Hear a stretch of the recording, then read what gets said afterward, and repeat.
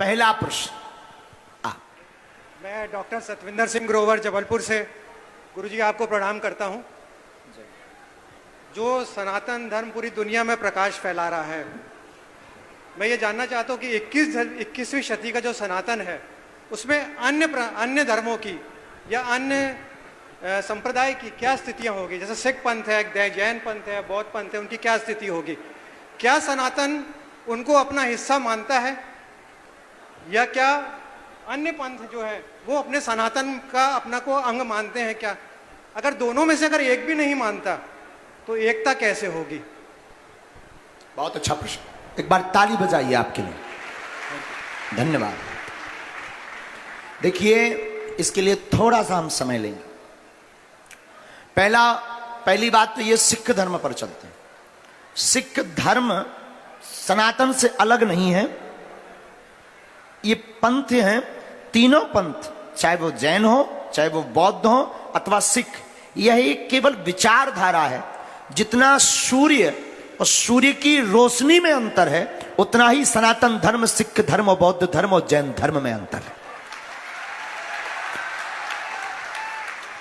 दूसरा, हम अलग अलग अगर पंथ पर चर्चा करें, सिख धर्म वो धर्म है जब कश्मीरी पंडितों के जनेऊ पर आफत आई तब 9वें गुरु तेग बहादुर सिंह जी ने तलवार उठा करके उनके जनेऊ की रक्षा की।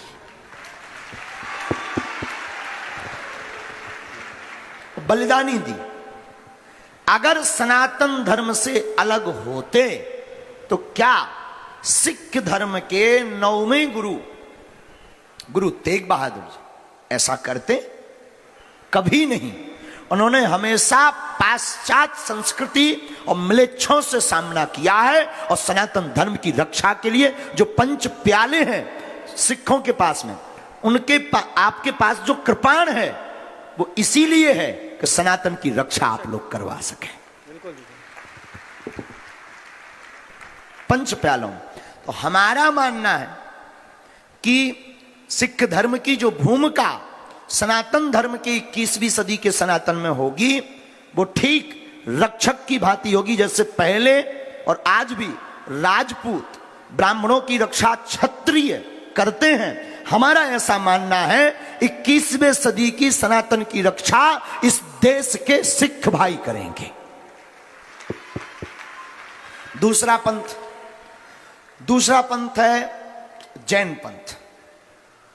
जैन पंथ के लिए हम आपको बता दें कि जैन पंथ का प्रादुर्भाव ही भागवत के आचार्य प्रथम तीर्थंकर ऋषभदेव जी महाराज से हुआ है, जिनका वर्णन भागवत में है। ऋषभदेव जी महाराज के पुत्र भरत के नाम से ही हमारे देश का नाम भारत पड़ा है।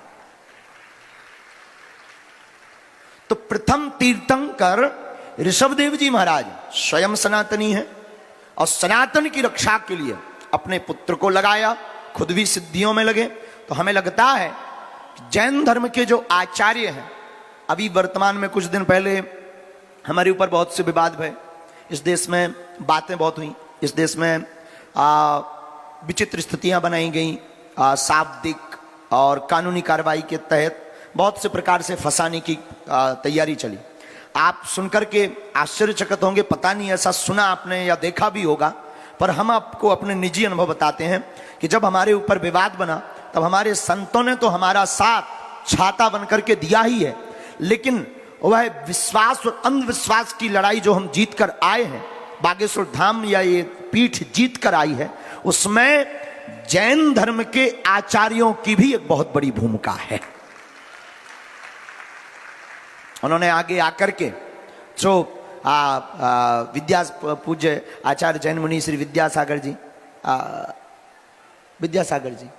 उन्होंने भी चर्चा की और भी अन्य मुनियों ने टाल ठोक कर चर्चा की और उन्होंने अंत में ये कहा कि हम बागेश्वर पीठ के साथ। तो हमें लगता है कि उनकी तपस्या सनातन धर्म में काम आएगी और 21वीं सदी के सनातन में जैन धर्म के मुनियों की तपस्या पूरे विश्व के लिए शोध का विषय बनेगी। अब रही बौद्ध धर्म की बात। बौद्ध धर्म, बौद्ध पंथ,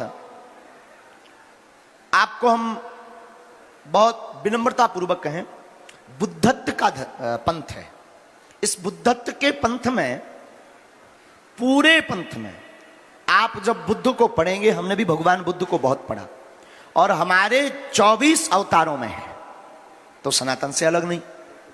अब सनातन से जब 24 अवतारों में वो हैं और सनातन से अलग नहीं है, तो कोई अगर अलग करना चाहे तो हमें ये लगता है कि पानी से पानी अलग करने की तैयारी चल रही है। अब इनकी भूमिका क्या होगी? बौद्ध पंथ को मानने वालों की भूमिका ध्वनि चिकित्सा और प्राणायाम की जो अलग बौद्ध धर्म के लोगों ने जगाई है, निश्चित रूप से वो अनुकरणीय है। और 21वीं सदी के सनातन में इनकी बौद्ध धर्म के अनुयायी समूचे विश्व में है। और हमें लगता है भारत विश्वगुरु तभी बनेगा जब पूरे दुनिया के बुद्ध सनातन की तरफ देखने लगेंगे। तो आपके प्रत्येक पंथ के बारे में ये हमारा निजी भाव है। और अंत में एक ही बात से फिर पूर्ण विराम हम करेंगे आपके प्रश्न का, कि सूर्य से, सूर्य की जितनी रोशनी अलग है, उतना ही सिख, बुद्ध, बौद्ध और जैन सनातन धर्म से अलग है। किंचित मात्र। बहुत बहुत धन्यवाद बहन जी। एक बार आप लोग जोरदार ताली बजाइएगा सरदार जी के लिए। बहुत ही सुंदर, बहुत गंभीर प्रश्न किया है, जो निश्चित रूप से आज के कई लोगों के मन में आ रहा होगा।